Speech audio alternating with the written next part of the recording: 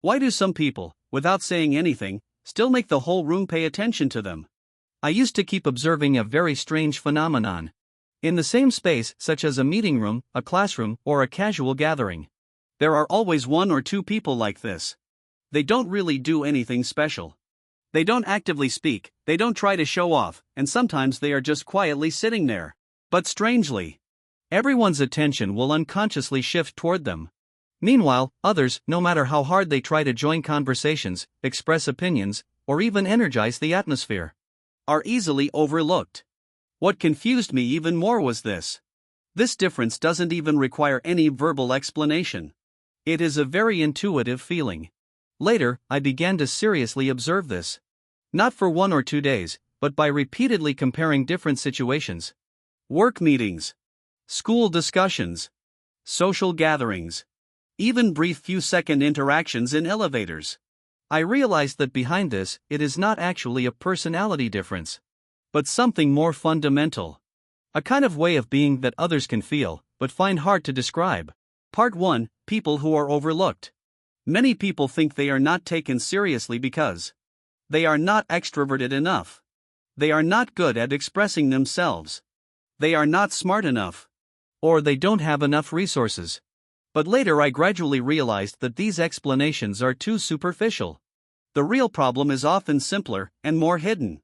When they enter a space, their body and behavior have already told others one thing: I am just passing through here temporarily. For example, some very common but unnoticed details.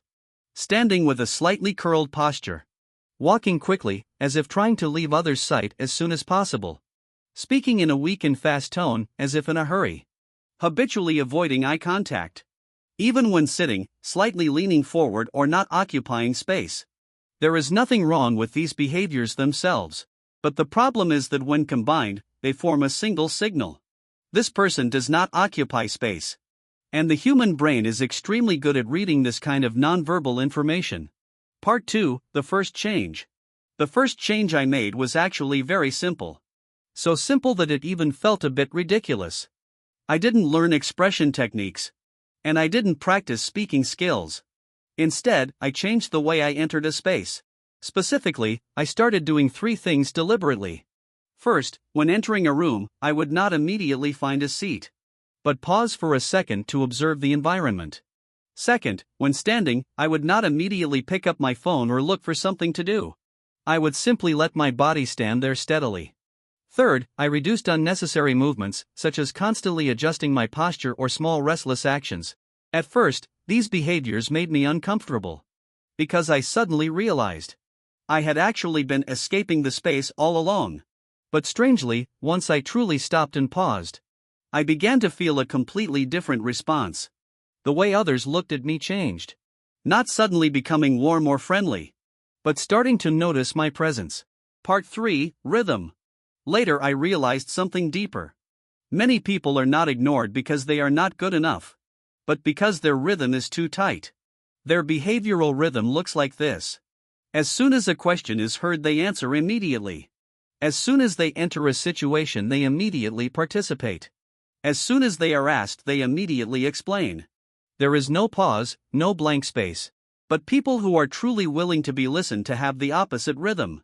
They allow information to enter more slowly, and allow themselves to respond later. This difference creates a very clear effect. Fast people look like they are trying hard to participate, while slow people look like they are controlling the rhythm. And people who control rhythm are naturally perceived as more substantial. Part 4: Eye contact is not a technique. Many people think eye contact is a skill issue. But I later realized it is not technique, but a state. Before, when I spoke with others, my eyes would quickly look away. Not because I was afraid, but because it was a habitual exit behavior. But after I started changing, I tried a different approach.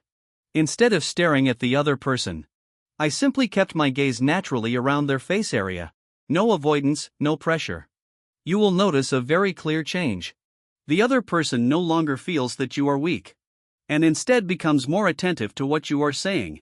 Because eye contact does not actually transmit information, but rather a judgment. Whether you are truly present. Part 5: Listening. The most surprising change happened in communication. I originally thought that to be taken seriously, you had to say more and say it better. But reality is the opposite. People who are truly trusted tend to not interrupt, not rush to express, listen fully, pause before responding. Especially this pause is very important. Because pause signals, I am thinking, not reacting. And when others feel that you are thinking, they naturally increase the weight they give to your words. If we summarize everything, we find something deeper. These changes are not surface level techniques, but a deeper shift. Whether you have started to see yourself as part of the space. The earlier state is, I try not to disturb others. Later it slowly becomes, I am here, I am part of this space.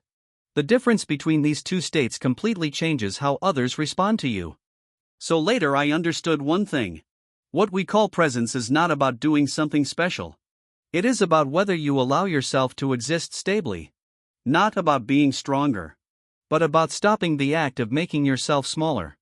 If you also feel like someone who is easily overlooked, you don't need to change everything at once.